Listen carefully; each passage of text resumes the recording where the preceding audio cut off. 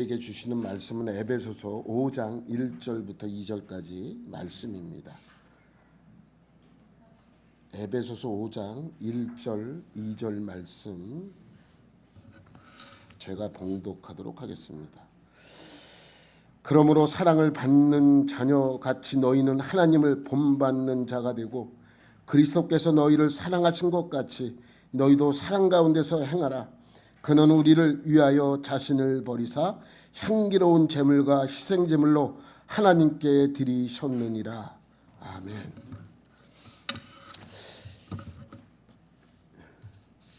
여러분, 그 신약 성경에서 서신서 중에서 중요한 것이 있다면 로마서하고 에베소서예요. 똑같은 내용이 기록되어 있습니다. 에베소서도 로마서도 구원론에 대해서, 조직신학에 대해서 자세히 기록이 되어 있어요. 그런데 좀 달라요. 어떤 부분이 다르냐면 로마서는 우리 인간들의 입장에서 구원을 어떻게 하면 받을 수 있나라는 내용이 기록되어 있다면 에베소서는 하나님의 입장에서 이 백성을 어떻게 구원하셨는가라는 내용이 기록되어 있어요. 그래서 로마서와 더불어 에베소서는 신약 성경 서신서 중에서 아주 중요한 내용이 담겨져 있는 책입니다. 제가 지난주에도 말씀드렸지만 에베소서는 총 6장으로 되어 있어요. 6장으로 되어 있는 이 에베소서가 크게 내용이 둘로 나뉜다고 했는데 1장부터 3장까지 4장부터 6장까지 그렇게 내용이 둘로 나뉘게 됩니다. 1장부터 3장까지는 무슨 내용이 기록되었냐면 우리가 무엇을 믿어야 하는가라는 내용이 기록되어 있어요. 그리고 4장부터 6장은 믿는 우리가 어떻게 이 세상에서 살아가야 하는가. 그러니까 믿음과 삶에 대해서 설명하고 있는 거예요. 이것을 믿어야 한다. 믿었다면 이렇게 생활하라. 라는 내용이죠. 그런데 우리는 지금 4장부터 6장까지 말씀을 여러분에게 지금 전하고 있습니다. 그것은 뭐라고요? 어떻게 살아야 하는가. 그런데 이 4장부터 6장까지의 이 말씀도 보면 내용이 세 부분으로 나뉘어요. 첫째, 4장 1절부터 32절까지. 둘째, 5장 1절부터 6장 9절까지. 그리고 세 번째 내용은 6장 10절부터 24절까지. 첫째 내용은 뭐냐면 4장 1절부터 32절까지 우리가 지난주까지 한 거예요. 그리스도 하나님이 우리를 부르셨는데 부르심에 우리가 어떻게 합당하게 행해야 하는가. 그러니까 그리스도인들은 어떻게 살아야 하는가라는 내용이죠. 부르심에 합당하게 행하라. 이 말씀은 우리가 그리스도인이 되었다면 그리스도인의 삶은 어떻게 살아야 하는가라는 내용이 담겨져 있습니다. 그러니까 어떻게 보면 약간 첫 번째 내용은 도덕적인 내용이 많아요. 거짓말하지 말고 도둑질하지 말고 친구를 정직하게 사귀고 뭐 이런 거예요. 악을 행하지 말고 이러한 내용이 많습니다. 둘째 5장 1절부터 6장 9절까지는 그러면 이제 처음에 우리가 그리스도인다운 삶을 살아가야 하는데 둘째는 하나님을 본받으라는 거예요. 하나님을 본받는 자가 되어라.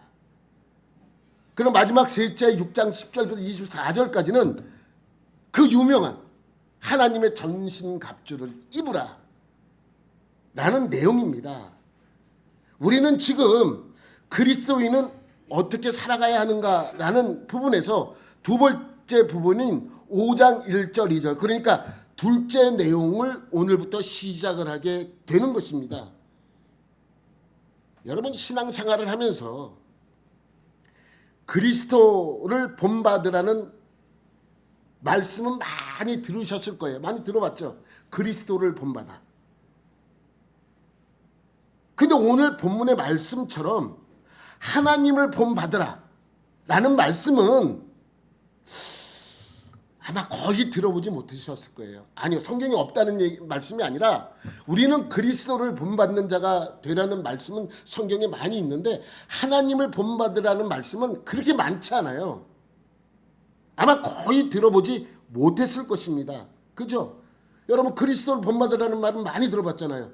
책도 많이 나와요. 책 보면 그리스도를 본받아, 다 그리스도를 본받아요. 많구나. 아니 더 많아요. 더 많아. 여보세요. 다 그리스도를 본받아요.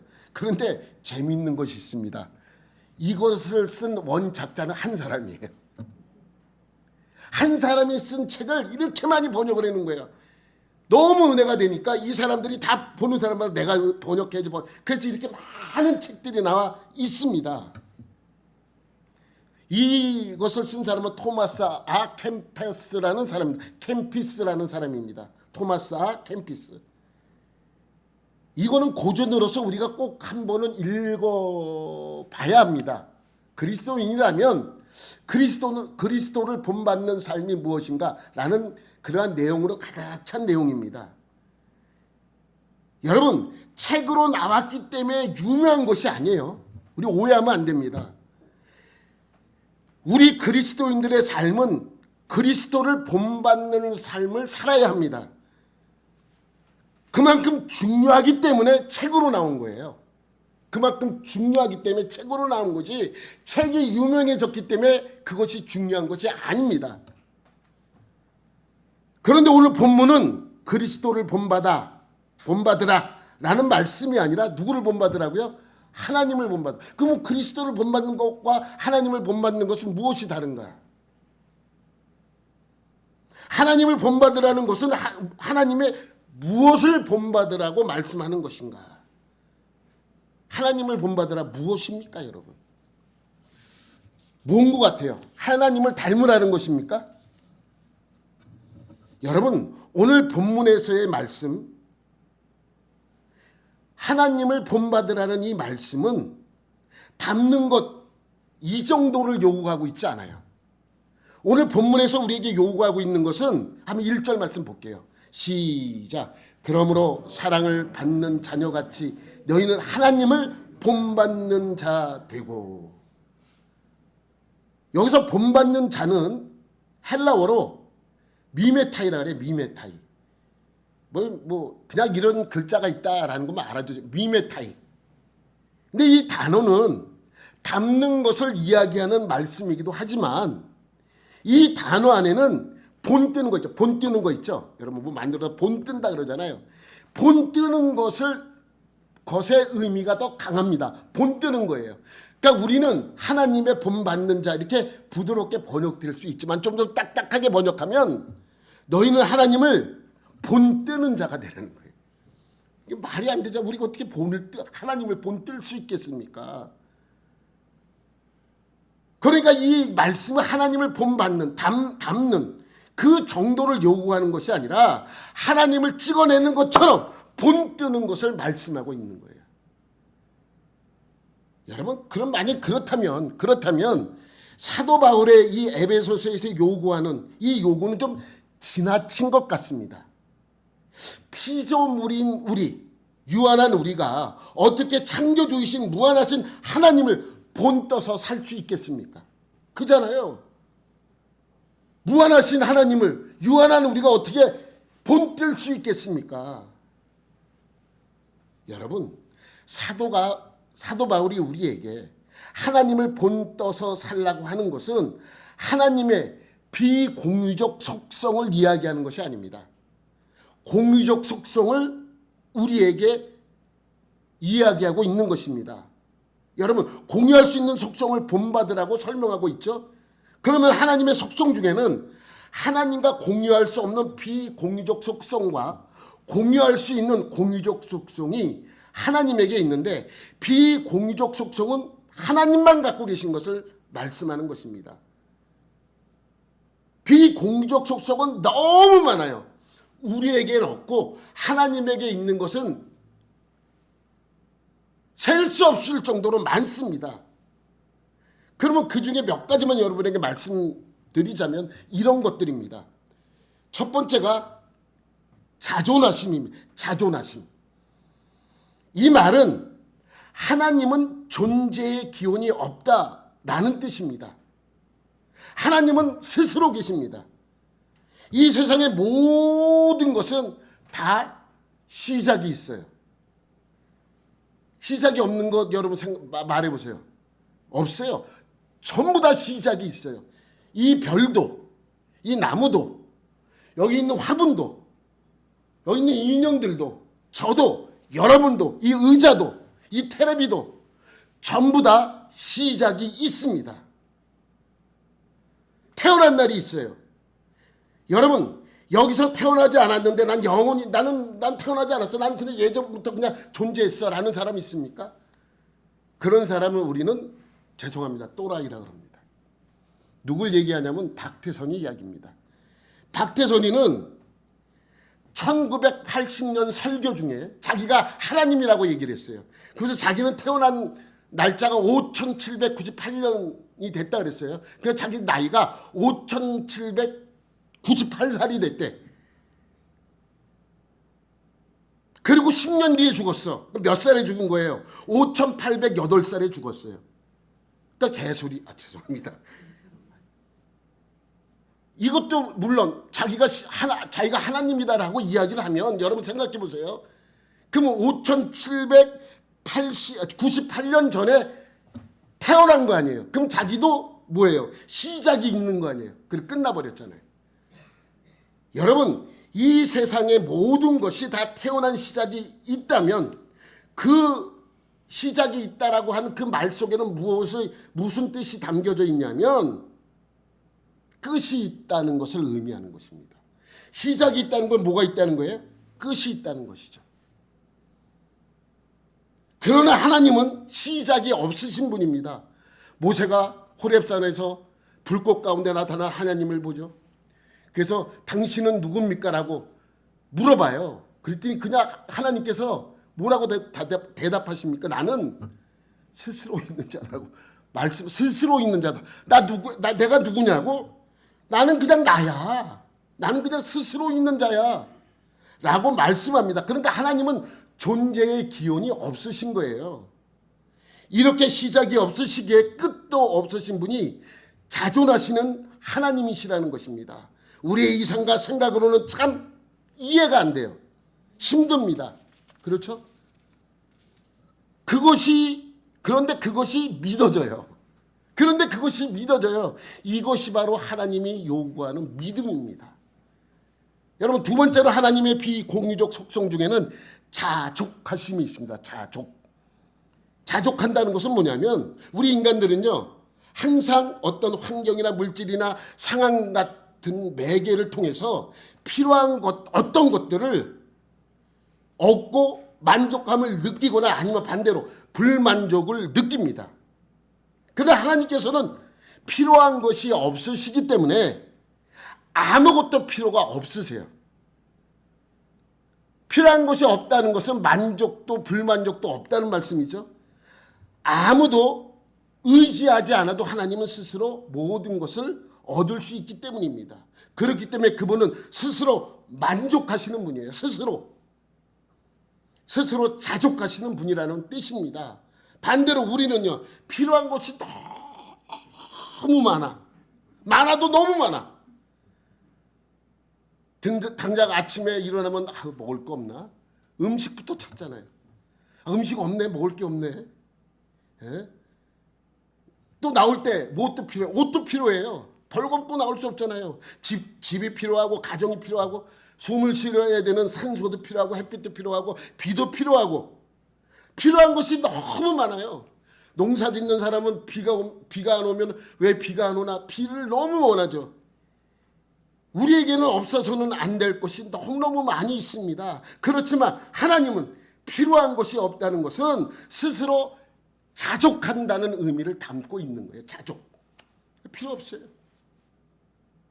그리고 하나님께서 하나님의 비공유적 속성 중에는 영원하심이 있습니다. 영원하심. 하나님께서는 전에도 계셨고 지금도 계시고 앞으로도 영원히 계실 분이라는 것입니다. 우리 모두는 출발점이 있다고 말씀드렸죠. 출발할 때부터 지금까지 우리는 계속 변해왔습니다. 우리의 몸은 점점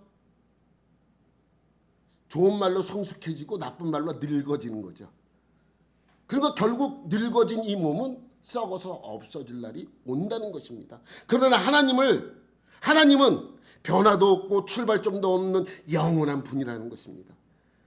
모세에게 나타난 하나님이 지금 나타났어요? 3,500년 전에 나타난 하나님이 3,500살 더 드셔가지고 지금 계시는 겁니까? 아니에요. 그때 나타나신 그 하나님은 지금도 똑같은 모습으로 우리와 함께 해주시고 우리에게 나타나신다는 것이죠. 여러분, 우리는 도저히 그걸 흉내낼 수가 없습니다. 이러한 것들이 비공유적 속성이라는 거예요. 여러분, 하나님에 대해서 우리가 이렇게 알잖아요. 전능하심. 전능하다는 건 무엇입니까? 모든 것을 다 할 수 있다는, 모든 것을. 전능이라는 말 뜻이 그거예요. 할 수 있는 것은 다 할 수 있다라는 뜻을 갖고 있는 분이시죠. 또 전지하심이라고 말씀합니다. 전지전능, 전지. 전지는 뭐예요? 하나님은 모든 것을 다 아시는 분이에요. 우리의 속마음까지도, 우리의 머리카락 개수까지도. 오늘 아침에 이제 머리를 감고 이제 말리는데, 드라이기를 막 말리면 이제 앞에 손 씻는 데가 있어요. 그럼 거기로 머리카락이 떨어져. 오늘도 몇 개 떨어졌네. 하나님 그러실 거예요. 야, 기성아, 오늘 너 머리카락 몇 개 줄었어. 여러분, 하나님은 우리의 머리카락까지 다 세시는 분이죠. 그거를 전지전능이라고 말하는 것입니다. 이러한 것들이 비공유적 속성, 하나님만 갖고 있는 속성입니다. 더 많이 있습니다. 근데 그걸 찾다 보면은 오늘 시간이 다 가기 때문에 여기까지만. 그럼 우리가 공유할 수 있는 하나님의 속성은 무엇이 있습니까? 켈빈은 그것을 거룩한 속성이라고 표현했습니다. 거기에는 공의, 악에 대한 분노, 지혜, 신실함, 사랑, 긍휼, 연민, 친절, 용서, 우리가 맺어야 하는 성령의 열매, 이러한 것들이 전부 공유적 속성 안에 들어가는 것입니다. 그러한 것들이 바로 우리가 본떠서 살아야 할, 본받아 살아야 할 하나님의 속성들입니다. 그런데 오늘 본문에서 말씀하시는, 잘 들어보세요. 오늘 본문에서 말씀하시는 하나님을 본받는 자, 하나님을 본뜨는 자가 되라는 말씀은 하나님의 어떠한 부분을 공유하라고 우리에게 설명하는 것일까요? 전부를 가리킨다면 그것일 수도 있어요. 하나님이 우리와 공유할 수 있는 공유적 속성을 전부 우리가 가져야 하는, 배워야 하는 그러한 것일 수도 있지만, 오늘 공유할 수 있는 것들 중에, 많은 것들 중에 오늘 본문을 통해서 우리에게 강조하고 있는 것은 무엇입니까? 여기서 본뜨라고 하는 것은 어떤 한 부분에 대해서 강조하고 있는 거예요, 지금. 하나님의 공유적 속성은 우리가 공유할 수 있는 게 너무나도 많은 것들이 있지만은 그 중에서 무엇을 강조하고 있는 것입니다. 잘 생각해 보세요.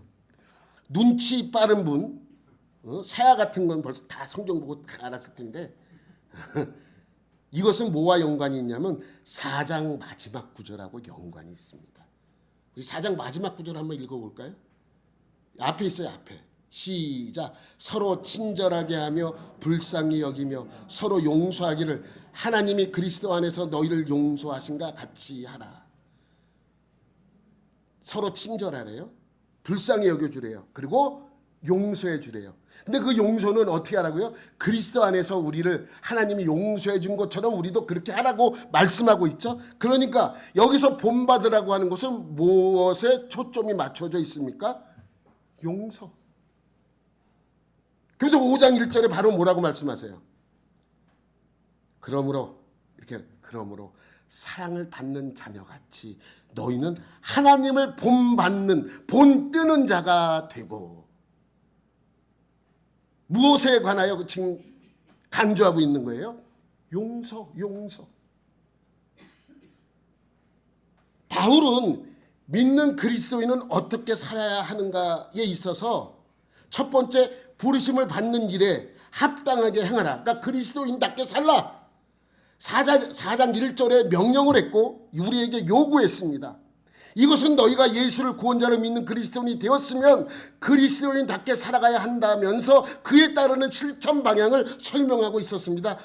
간단하게 설명하면 뭘 버리고 뭘 얻으라고요? 옛사람을 버리고 새 사람을 입으라고 말씀하고 있습니다. 그러면서 4장 마지막 두 구절에 이렇게 설명합니다. 뭐라 그러면 너희는 모든 악독과 노함과 분냄과 떠드는 것과 비방하는 것을 모두 악의와 함께 버리고 서로 친절하게 하며 불쌍히 여기며 서로 용서하기를 하나님이 그리스도 안에서 너희를 용서함 같이 하라. 그러므로 이렇게 나오는 거예요. 그리스도인답게 사는 것은 악독, 분냄, 노함, 떠드는 것, 비방하는 것 이러한 악의를 벗어버리라는 것입니다. 이것이 그리스도인다운 삶이에요. 그리고 서로 친절하래요. 불쌍히 여기래요. 그리고 서로 용서하라고 합니다. 근데 용서에 대하여 구체적으로 설명하고 있죠. 어떻게 용서하라고요?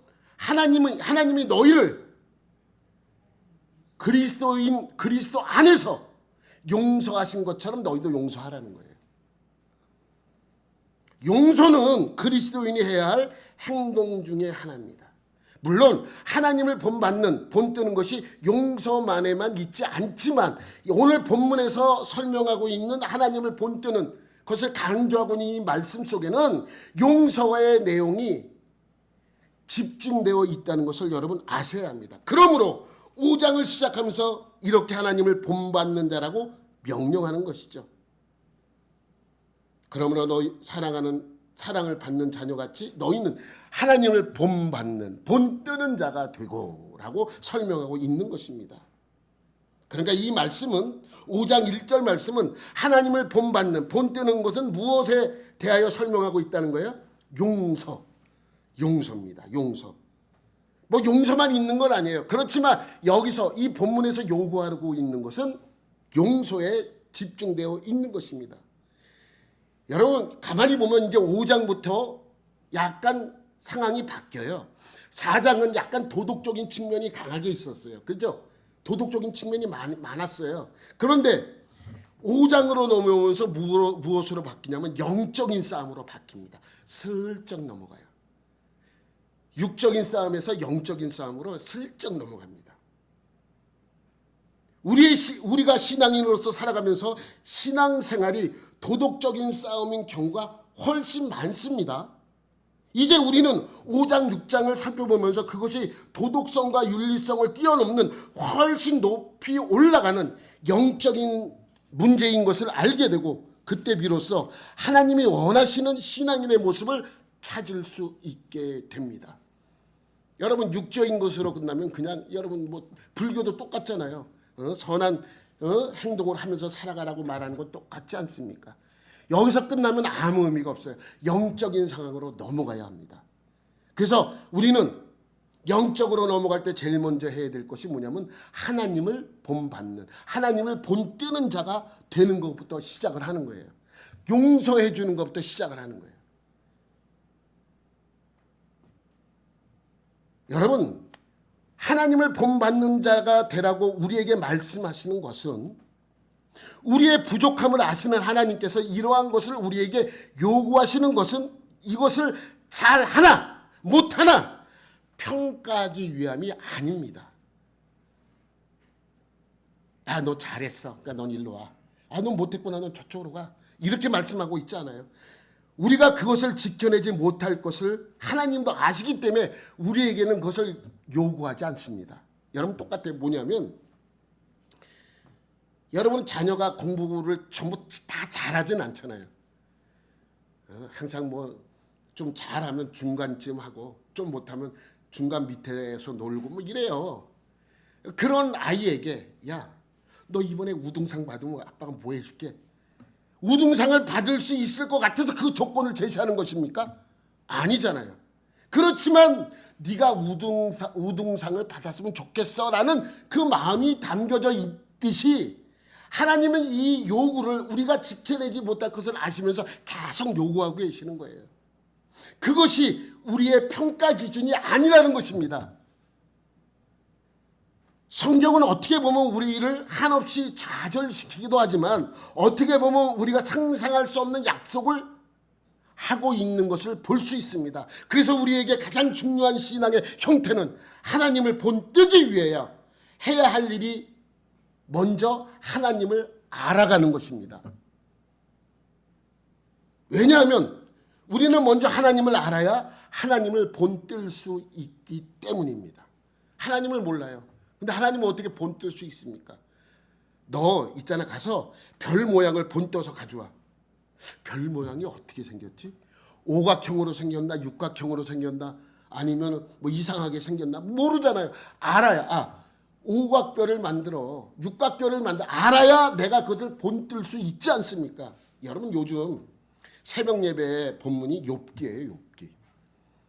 매일 우린 새벽 예배 때 거의 한 장씩 읽습니다. 욥기가 참 어려워요. 어렵다기보다도 내용이 계속 반복이 되는 것 같아요. 이제 내일 모레면 끝나는데 내일 모레 글피 수요일 날 끝나죠. 내일 40장 하니까 42장까지 있어요. 읽을 때마다 참 새로워요. 욥기니까 특히 그렇습니다. 이번에도 많은 것을 느꼈는데 우리는 욥기 그럼 여러분 무엇부터 생각납니까? 욥기 하나님의 징계받은 사람, 믿음이 있었지만 하나님이 인정해서 징계받은 사람. 그래서 어떻게 받았습니까? 모든 재산을 다 잃어버렸어요. 모든 재산을. 자식도 다 죽어요. 거기서 끝나지 않아요. 몸에는 악성 종기가 나서 기와장으로 붓고 긁고 있습니다. 망하고 병까지 얻었어.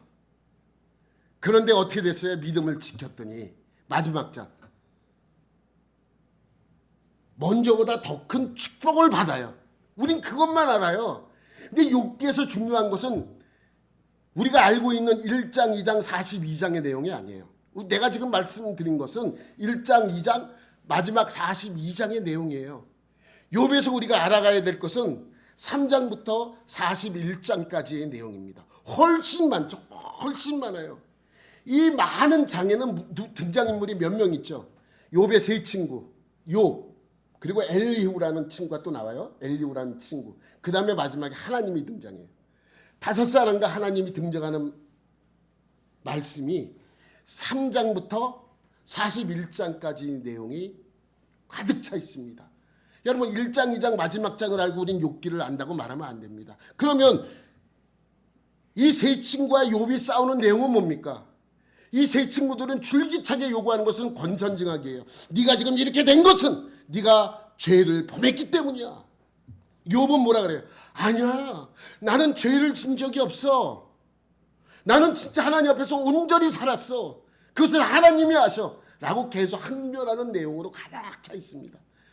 그래서 나중에는 보다 못한 엘리후라는 친구가 등장을 해서 야, 너희도 잘못했고 너희도 잘못했어 라고 하는 것이 내용이 담겨져 있고, 마지막에 하나님께서 등장하셔서 38, 39, 40, 41장까지 말씀하세요. 그리고 이들이 잘못 알고 있던 것을 바로잡아 주죠. 그런데 내용이 무엇입니까? 권선징악의 내용입니까? 아니면 나는 의로웠어, 난 잘 살았어 하는 내용입니까? 아닙니다. 이들이 알고 있는 하나님에 관한 내용들이에요. 그러니까 이 세 친구들은 하나님을 그렇게 알고 있는 거예요. 죄를 지면 벌을 주고 악을 행하면 멸망시키는 하나님. 욥은 아니라는 거예요. 하나님은 내가 죄를 안 졌는데도 이렇게 나에게 징계를 내리는 거 보면 죄를 짓지 않아도 하나님은 우리에게 이러한 징계를 내릴 수 있는 분이야 라는 거예요. 그 엘리후도 등장해서 이야기하는 거고, 그러니까 그들이 알고 있는 하나님에 대한 개념을 계속 이야기하는 것이죠. 그리고 나서 38장부터 41장까지 무슨 내용이냐면 하나님이 등장해서 난 이러한 존재야 라고 설명을 해요. 그래서 천지 창조하신 하나님부터 설명을 해요. 내가 이 세상을 창조했어. 바람을 몰고 다니고 태풍이 오는 거 내가 다 하는 거야. 그리고 짐승의 생사박까지 주관하는 하나님이라고 설명합니다. 그래서 동물들이 쭉 등장을 해요. 그리고 나서 욥을 책망하는 내용이 나옵니다. 여러분, 욥기는요 1장, 2장 마지막 장이 중요한 것이 아닙니다. 욥기에서 가장 중요한 것은 3장부터 41장까지고 그 중에서 가장 중요한 말씀은 38장부터 말씀하시는 하나님의 내용이 하나님은 난 이러한 하나님이야 라고 이러한 존재야 라고 하는 그 내용이 중요한 거예요. 여러분은 하나님에 대해서 얼마나 알고 계십니까? 여러분이 그 하나님에 대해 알아야 하나님을 닮을 수가 있잖아요. 하나님을 받을 수 있고 본뜰 수 있는 것입니다. 여러분, 기독교 신앙에서 가장 큰 요구는 도덕적 차원에서 우리를 선한 사람이 되도록 하는 것이 아니라 하나님의 자녀 만드는 것에 초점이 맞춰져 있어요. 야, 너 이렇게 해갖고 훌륭한 사람이 돼. 넌 착한 사람이 돼. 넌 선한 사람이 돼. 여기에 목적이 있잖아요. 하나님은 우리를 불러서 하나님의 자녀로 만드는 데 목적이 있는 거예요. 저 사람이 착한 사람이라는 것과 누구 집 자식이라는 것은 전혀 다른 이야기입니다. 그러니까 하나님께서 우리를 하나님의 자녀로 부른 것은 우리가 도덕적이거나 세상적 차원에서 착한 사람이었기 때문이 아닙니다. 난 잘 살았어. 난 착하게 살았어. 그래서 하나님이 나를 부르셨어. 이은 것이 아니라 그저 평범한 세상의 한 사람으로서 그저 살아가는 인생이었지만 하나님이 부르신 거예요. 우리를 착한 사람을 만들라고 부른 것이 아니라 하나님의 자녀로 삼기 위하여 그리스도인으로 만들기 위하여 우리를 부르신 것이죠. 그러니까 우리의 부름은 어떤 조건이나 평가점이 없습니다. 그런데 중요한 것은 하나님이 불렀다고 하나님에게 올 수 있는 것은 아닙니다. 못 갑니다. 무엇 때문입니까? 원론적인 부분이긴 하지만 우리가 이것을 알아야 됩니다. 하나님이 불렀다고 전부 다 하나님에게로 오지 못합니다. 왜냐하면 무엇 때문에 오지 못해요? 죄 때문입니다. 그러니까 하나님이 부르실 때 반드시 무엇이 전제되어야 하냐면 용서가 전제되어야 합니다. 용서받지 못하면 하나님께 나아갈 수 없습니다. 그러니까 하나님과의 관계의 시작은 뭐로부터 시작되는 거예요? 용서부터 시작이 되는 것입니다.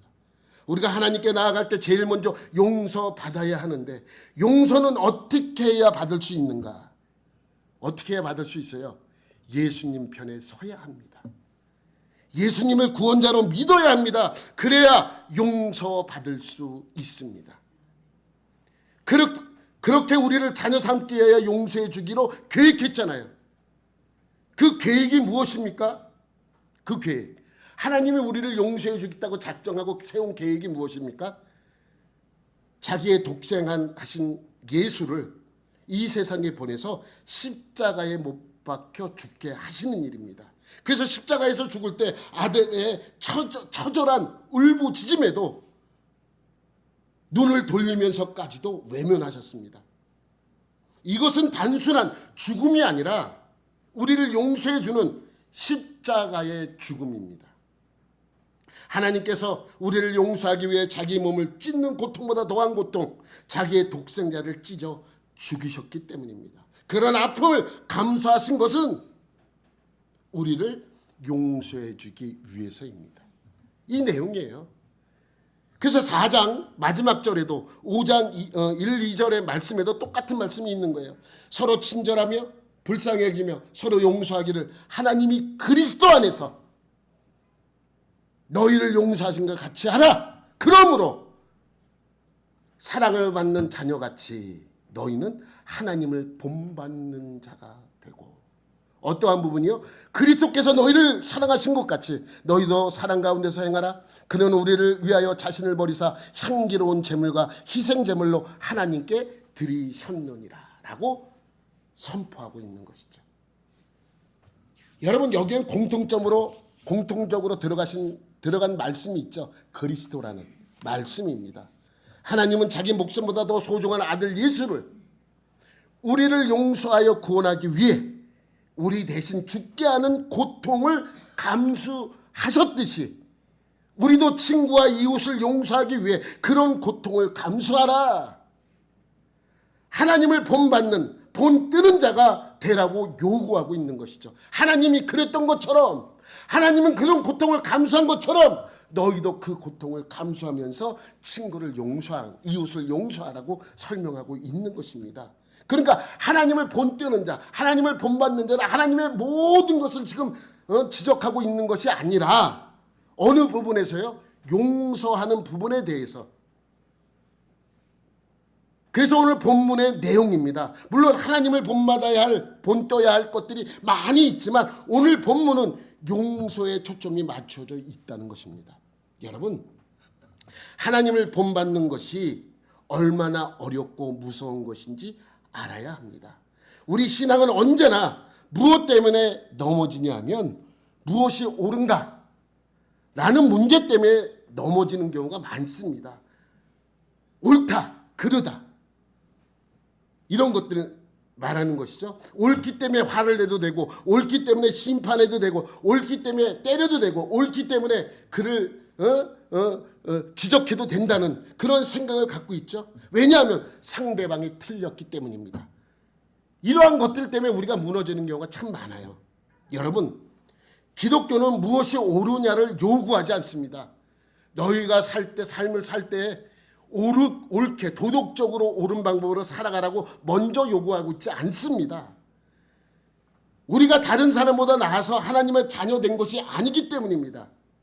하나님이 우리를 불쌍히 여기셨고 사랑하셨기 때문에 우리가 하나님의 자녀가 된 것이죠. 뭐 때문에요? 우리를 불쌍히 여기셨고 우리를 사랑하셨기 때문입니다. 여러분, 성경에 보면 이런 말씀이 있습니다. 가장 많은 말씀 중에 하나일 것입니다. 원수를 사랑하라. 이게 말이 됩니까? 사실 솔직하게 원수를 사랑할 수 있습니까? 어떻게 원수를 사랑할 수 있습니까? 그런데 이 말씀 속에는 보이지 않지만 전제되는 말씀이 있습니다. 원수를 사랑할 수 있는 방법은 한 가지예요. 먼저 용서하면 가능합니다. 먼저 용서하면. 원수를 용서하고 사랑하라 하면 말이 됩니다. 그래서 바울은 본문을 통해 용서하기를 하나님이 우리를 용서하신 것처럼 용서하라고 말씀하고 있습니다. 이것이 무엇이 전제되어 있다는 말씀입니까? 사랑하기 때문에. 여러분, 요한일서 4장 20절 말씀에 보면 이러한 말씀이 있습니다. 시작. 누구든지 하나님을 사랑하노라 하고 그 형제를 미워하면 이는 거짓말하는 자니 보는 바 그 형제를 사랑하지 아니하는 자는 보지 못하는 바 하나님을 사랑할 수 없느니라. 여러분, 보이지 않는 하나님을 사랑하려면 먼저 보이는 이웃을 해야 합니다. 먼저 멀리 있는 사람보다 가까이 있는 사람부터 사랑해야 됩니다. 용서도 마찬가지죠. 난 저기 예전에 이거 생각하지 말고 우리 가까이 있는 사람부터 용서하는 거예요. 그들을 먼저 사랑하는 것입니다. 그러니까 우리는 어디서부터 연습을 해야 돼요? 가까이 있는 곳에서부터. 어디예요? 교회에서부터 연습해야 합니다. 교회보다 더 가까이 있는 곳이 있습니다. 어디입니까? 가정. 먼저 가정에서부터 실천하고 다음으로 교회, 직장입니다. 그러니까 가정에서 교회에서 먼저 한번 해보라는 것입니다. 너희들이 여기서도 못하면 나가서도 못한다. 나가서도 못하는데 어떻게 원수를 용서하고 사랑할 수 있겠느냐라는 말씀인 것이죠. 먼저 가정에서, 교회에서, 직장에서 가까운 곳부터 실천하십시오. 교회에 어려운 이웃, 위로받기 원하는 성도가 있다면, 또 낭망하는 분들이 계시다면 위로해 주십시오. 그리고 사랑의 마음으로 기도해 주십시오. 이것이 용서입니다. 사랑하는 마음을 갖고 그들에게 다가가는 것, 이것이 용서잖아요. 여러분, 믿지 않는 사람들에게 예수 믿는 사람이 자꾸만 손가락질 당하는 것도 여러분 늘 기억해야 합니다. 나는 하나님 앞에서 온전하게 행하고 착하게 하려고 성결하게 했는데 그럼에도 불구하고 손가락질 당하면 누가 문제가 있는 거예요? 내가 문제가 있는 거죠. 그럴 바에야 내가 어디 나가서 교회 다니는 말 하지 마십시오. 나 교회 다녀요. 내가 옛날에도 한번 말씀드렸죠. 어느 분이 백화점에서 막 싸웠대요. 막 싸웠대요. 근데 전화가 울려. 전화를 보면 예, 권사님. 실제로 있었던 일이에요. 내가 아는 분이 내가 아는 분이 백화점에서 그걸 보고 시겁했대요. 저 옆에서 있는 사람은 평생 예수는 안 믿겠구나. 그 종업원은 평생 예수 교회 근처에도 안 가겠구나. 그런 생각을 했답니다. 여러분, 밖에서는 잘 안 되니까 어디부터 연습하라고요? 가까운 데부터, 교회부터, 가정부터, 직장부터 연습을 하는 것입니다. 교회에는 위로받기 원하는 사람들이 많이 있습니다. 아픈 많은 분들이 또 있습니다. 그들을 위해서 기도해 주는 거예요. 그들에게 희망과 그들에게 하나님의 사랑을 받을 수 있도록 그들을 위하여 기도해 주는 것이죠. 그들을 포용해 주는 것입니다. 그들을 용서해 주는 것입니다. 여러분, 제가 제일 이제 목회를 하면서 마음이 아픈 것은, 개척하고 마음이 아픈 것은 교회 나왔다가 안 나오시는 분들이 많아요. 근데 이제 전화를 걸어서 또 만나서 왜 그러냐고 물어보면 그것 때문이에요. 그것 때문에. 나는 안 하려고 했는데 저분이 그러면서 이제 이야기를 하는 거예요. 그럼 자기는 아니라고 본인은 얘기를 하는데 가만히 들어보면 결국 그것 때문이야. 그럼 내가 제일 그런 것이 마음이 아파요. 그럼 제가 내가 지금까지 무엇을 가르치고 무엇을 설교했는가. 그래서 어떨 때는 자기감이 들 때가 너무 많아요. 야, 내가 헛설교를 했나. 여러분, 모두 사랑하면서 용서하시기 바랍니다. 무슨 일이 있으면 한 발 물러서십시오. 그리고 그를 위하여 기도하는 그런 수제 갈보리 교회 성도들이 되시기를 예수님의 이름으로 축원합니다. 하나님 아버지 감사합니다. 올해도 이제 저물어 갑니다. 우리가 2025년을 되돌아보며 반성할 일은 반성하고 칭찬받을 일이 있으면 하나님께서 우리를 칭찬하여 주옵소서. 많은 일들이 있었던 이 해를 잘 마무리하고 2026년을 맞이하는 복된 자들이 되게 하여 주옵소서. 그래서 2025년에는 잘 안 되었던 2026년에는 하나님을 본받는, 하나님을 본뜨는 자가 되어서 하나님이 인정하는, 하나님께 칭찬받는 그러한 성도들이 되게 하여 주옵소서. 우리 모두에게 그러한 은혜를 부어 주실 줄 믿고 감사드리며 예수님의 이름으로 기도드립니다. 아멘.